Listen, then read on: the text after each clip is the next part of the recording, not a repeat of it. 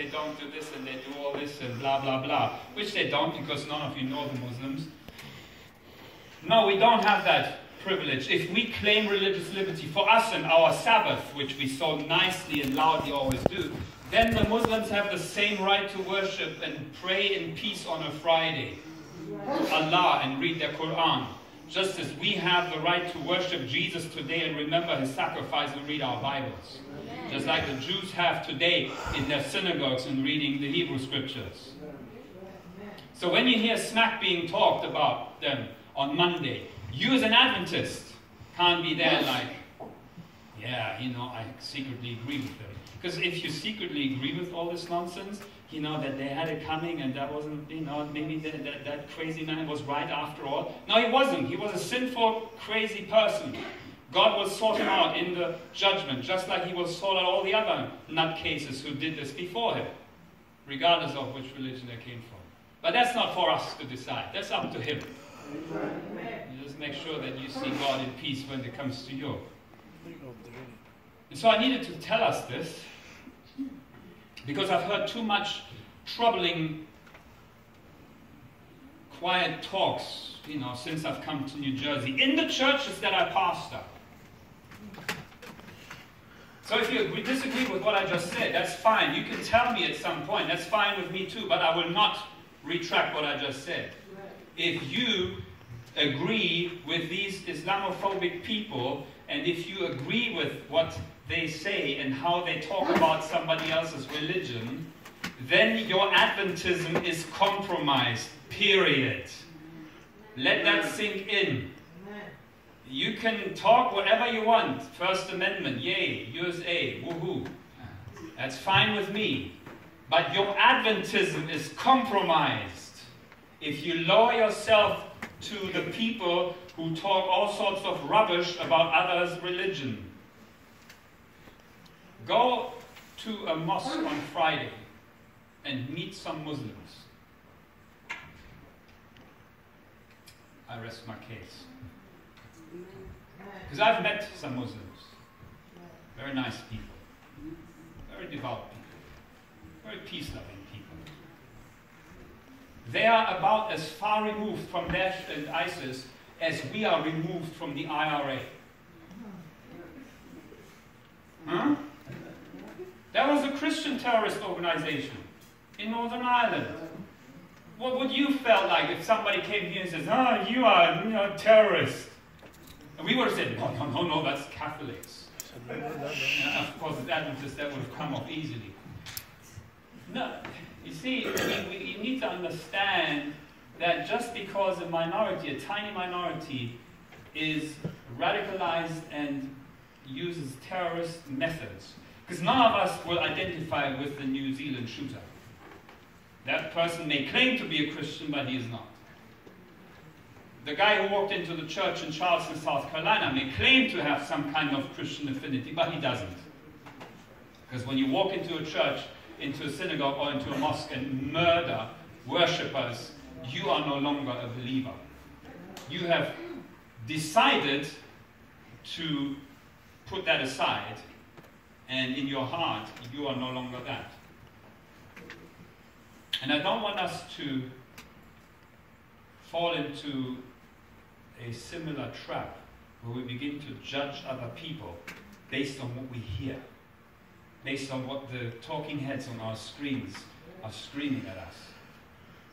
As Adventists, we don't have that luxury. We don't.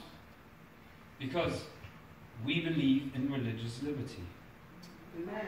And that means if they want to worship what they worship and who they worship, then I will stand for your right to do that.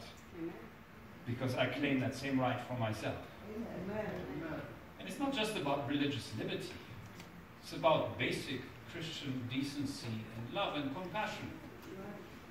You know, the Lord didn't walk into Syrophoenicia and give that lady a big talk that she was worshipping deities that were not real and that she should leave her idolatry and come home to be a good Jewish woman worshipping the only true God. He didn't do that. No, he engaged her in a dialogue for the sake of his thick-headed disciples, and then he healed the daughter. That's it. showed her compassion. We would have had a Bible study with her first. I'm digressing. So, even if the religious liberty argument doesn't work, the Jesus argument should work. We were not put on this earth to point at somebody else and, evaluate their religious conviction. That's not our point. That's not what we're here. We're here to tell them about the gospel. And if the gospel is showing them an alternative to what they're doing, then do it in the most attractive way possible. And then the decision will be with them. And that's it. Paul says, as far as you are concerned, live at peace with everybody. Amen. That's Romans 13. As far as you are concerned, live at peace with everybody. So tomorrow, on Monday, when you stand around the water cooler and you hear people talking smack about Muslims, as far as you are concerned, be at peace even with the Muslims and say, have you ever met one? Have you ever had a meal with one of them? Muslims? And if they're all like, okay, well, let's do that first, and then we come back here and have that discussion. Anyway, 2019. And I didn't want to start the sermon like this, but the developments in New Zealand, had to be addressed today. 2019 is also an anniversary. 50 years ago, this summer, we went to the moon. Yes. I was only 3 years old, so I can't remember anything. Some of you weren't even born. Some of you were there, and you remember it. You were in your 20s. Right? Yeah. Some of you remember exactly where you were when he was climbing out the eagle and he climbed down the stairs. 1969, was the culmination of this decade-long race to the moon. In 1960, President Kennedy had said that, before the decade is over, we will send a man to the moon and return him safely to Earth. Not because it's the easy thing to do, but and so forth. And managed to do it just before the deadline. And Apollo 11 was, of course, he stood on the shoulders of all these people that had gone before, all these other missions from the Mercury program to the Gemini program to the Apollo program, losing 3 astronauts in Apollo 1 when the fire went through the capsule on the launch pad, and then Apollo 8 flying around the moon for the first time, and then 9 and 10 doing what they had to do with the modules there. And then 11 came and off they went to the moon, and they landed on the moon, and yay! We beat them to the moon! And then it was interesting. Apollo 11, that was a ticker-tape parade in New York, everything was, yeah. Then Apollo 12 came. Does anybody know who went on Apollo 12? You see, very quickly after 11, there was this fever pitch building up to 11, and then, so by the time Apollo 13 came about, in April 1970, the interest had so flattened off that when they had the TV interview with the astronauts as they were on their way to the moon, it wasn't even live broadcast on the networks anymore. Because by then it was only the 3rd flight to the moon after 11.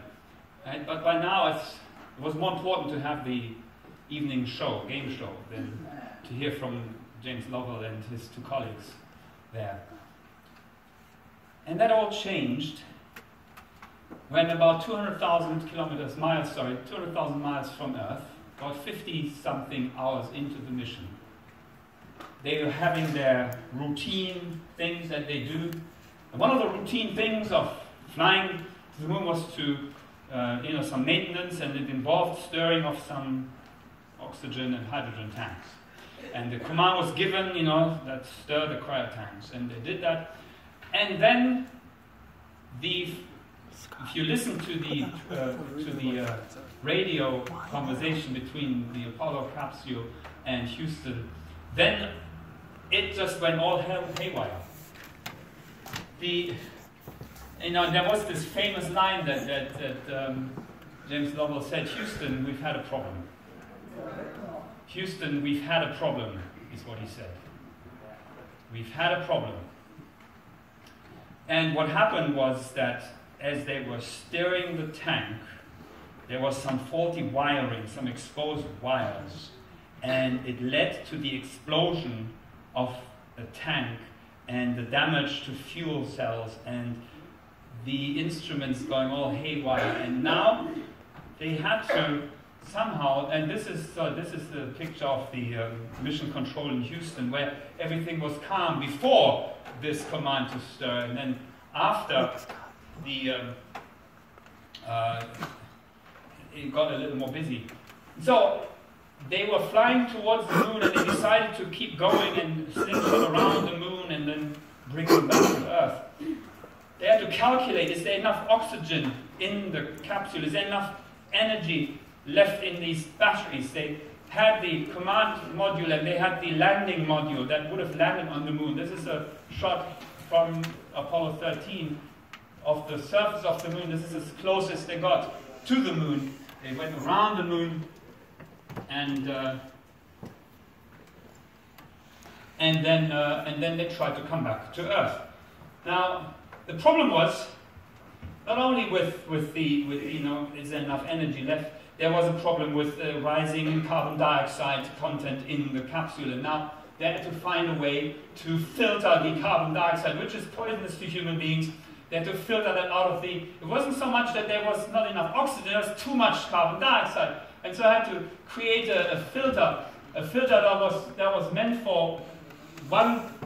The command module had to be adjusted and adapted with only the available stuff that they had in that Apollo capsule to be adjusted to fit into the outlet of the module that they were sitting in. And so all these people were working frantically in Houston to try and keep the astronauts alive and to bring them back home to Earth. As they were coming closer to Earth, finally the command module that was still attached to the landing module detached from the service module, and they took a picture and you could see the damage. The whole panel had been blown off and all this was damaged by the explosion. And that is what they were flying to the moon, around the moon and back towards Earth. And then they had to power up one module, and those of you who watched Apollo 13, the movie, you know. And then eventually they came in and they splashed down and they were collected by the Iwo Jima. And there they are, the 3 astronauts. James Lovell, Swigert, and Haig or something. Anyway, here they are, these 3 guys. Very close. So what touches me about this story is this. The Apollo mission, the whole space mission of the United States in the 60s, was a huge, vast undertaking. It took enormous amounts of money and enormous amount of human resources to get this off the ground and to get it to where they finally landed on the moon in '69. But what strikes me is that we had these 3 astronauts in Apollo 13 floating helplessly in space. And on Earth, we had this army of people trying to keep them alive and trying to send them the right commands and what to do next and how to power up the module and how to adjust, build an adapter for the CO2 filter. So they had all these people working frantically to keep these guys alive and to bring them back. And then finally, they got them back. And we're happy to see these pictures of the 3 of them. But behind these 3 and beneath these 3, there are hundreds of thousands of people who made this picture possible. Because once it was clear that they wouldn't land on the moon and the moon mission was now a rescue mission, try and get them back home safely. The NASA people who said, look, we've never lost an astronaut in space. We lost the 3 on the launch pad, but that was our fault and that was here on Earth. But we will not lose these guys in space. And so they were working together to try and get them back And there wasn't much these three could do. Yes, they had to follow the instructions that Houston sent them, how to put this filter together. Yes, they had to follow the, switch on this first and then that, and not the other way around, because that would use too much electricity, and then the command module wouldn't power up, and so yes, they had to follow the instructions that Houston gave, but the brain power was in Houston. Thousands of people trying hard to save these three. So today we celebrate communion. You see, long before Jimmy Lovell told Houston that they had a problem, there was another message to heaven. Heaven, we've had a problem on planet Earth. We've had a problem on planet Earth. And just like Houston kicked into survival mode trying to rescue these, heaven now kicked into operation a plan that had been devised beforehand but was now put into operation to save us. There were hundreds of thousands of people involved in NASA and thousands directly involved in saving these three. To save you and me, heaven put into action an operation that more than dwarfs what happened in 1970 with these three astronauts. Sister White in Testimonies Volume 9 uses a phrase, and I copied the whole sentence there. As you approach the throne of grace, as you find yourself bound to this throne by the golden chain let down from heaven to earth to draw men from the pit of sin, your heart will go out in love for your brethren and sisters who are without God and without hope in the world. It's this phrase here. Bound to this throne by the golden chain let down from heaven. We are about as useful and helpful in saving us as were the three astronauts in Apollo 13. Amen. They were very smart people. James Lovell was on Apollo 8 that flew around the moon for the first time. He had been in space 3 times already when he took off with Apollo 13. So he was a very experienced astronaut. But experience didn't matter. When you are in a capsule that was running out of oxygen and that is filling up with CO2, and you don't know what has happened, and you have no idea what you do and where you go and how to do it, when you rely on somebody else for that information, all your training, and all your wisdom, and all your smartness won't save you. And we are about as capable of saving ourselves as were these 3 astronauts of saving themselves in Apollo 13. It took outside intervention. The golden chain let down from heaven to earth. See, heaven kicked into operation something huge and vast to save us. Oh, thank you, God. And I like this phrase that it was the golden chain let down from heaven to save us. And when Jesus was coming towards the end of his ministry, he said, and that was in our scripture reading, saving from this time. Is that what you want me to say? No, it's for this reason. This is the reason I mean. This is the reason I've come to this time. I'm here for this. He knew what was going to happen. He knew what will happen. And he could have, what?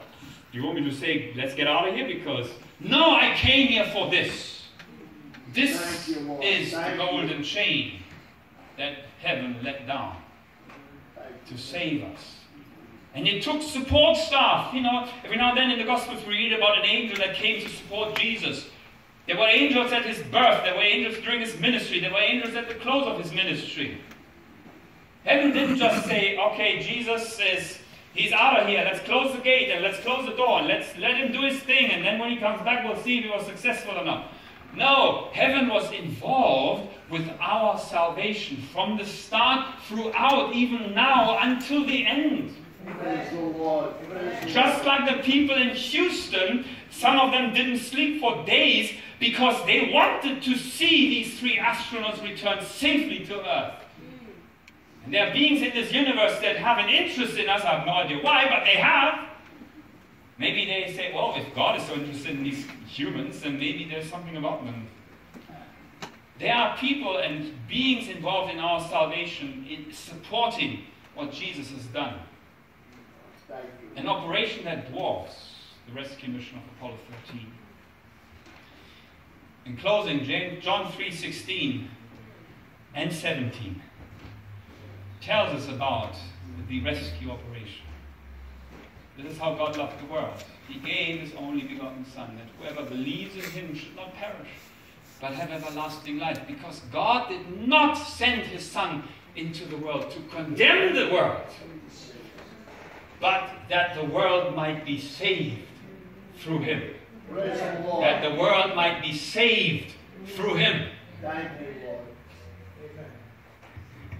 Thank you. I need us to recognize when we celebrate communion, you're not here because you're all that in the bag of chips.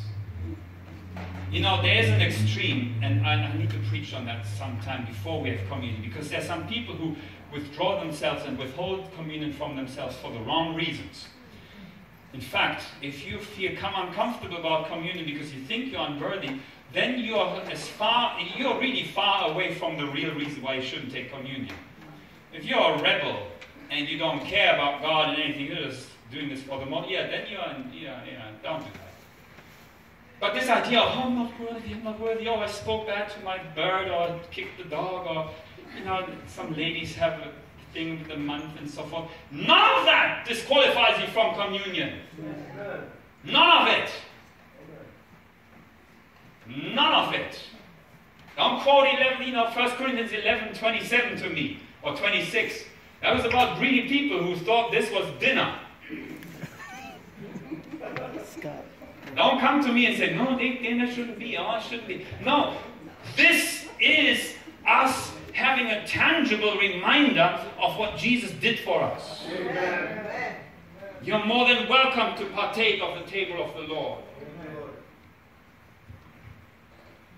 So people feel so unworthy. That's one extreme. But there's also another extreme, where people feel so brilliant and so saintly and like, well, yes, of course, He died for me. Because I'm the best Adventist that has ever lived. I'm the one who will bring about the last generation that sinneth not.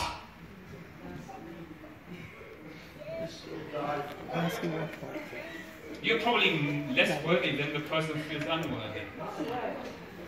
What I'm trying to say is that, look, when we celebrate communion, remember you are as helpless when it comes to salvation as were the 3 astronauts in Apollo 13. Picture yourself in Apollo 13 and then think, could my diet have gotten me around the moon safely and back to Earth? My health reform, my dress reform, my this reform and other reform, could that have contributed in any shape or form in getting me safely around the moon and back to Earth? Your and my salvation will never have any contribution from ourselves in it. The only contribution we make, Elder, is to accept it. Is to accept it. With all the consequences that will bring with it. And some of those consequences are like, don't want that. No. You either have the whole thing or none. But, accept it. Accept it. And say yes. Say yes to the fact that somebody else saved you. Period. That's what we celebrate in communion. We've had a problem. Yes. By the way, that shouldn't have been a question mark in the bulletin. We've had a problem, period. But God provided the solution. And that is what we celebrate. And that was what we remind ourselves of when we celebrate communion. It was God who let down the golden chain from heaven to earth to pull us out of the pit of sin. That it was heaven that took the initiative. That was heaven that moved itself on earth to save us. Thank you, Lord. All we do is receive what God is telling us and say, Roger that. Copy that. Whatever they say. All we do is receive and surrender to and follow what He tells us to. But as we celebrate, give God thanks that He saw us as so important. More important than NASA thought the 3 astronauts on Apollo 13. More important than that is how God sees us. And to remind us that we are all in the same capsule, Apollo capsule as it were. We wash each other's feet, as Jesus told us in John 13. We wash each other's feet to remind us that we're not better. You're not better than I am. I'm not better than you. And we wash each other's feet because we still need His grace in our lives. And then we come back here to celebrate the Lord's death until He comes. So before we separate and I pray, let me just remind us who washes their feet. Let me see if I get this right. I've got 3 congregations, for those of you who don't know. They all do it slightly different, so I'm trying to remember now. Gentlemen will be up here. Right? The ladies are downstairs. And married couples outside. Oh, right. So downstairs we've divided the hall. Oh, that's new, great. Yeah, more place, more space. So one side is for the ladies only, and the one side is for married couples. We have 3 groups. So gentlemen up here, ladies and married couples downstairs. Let us pray. Lord Jesus.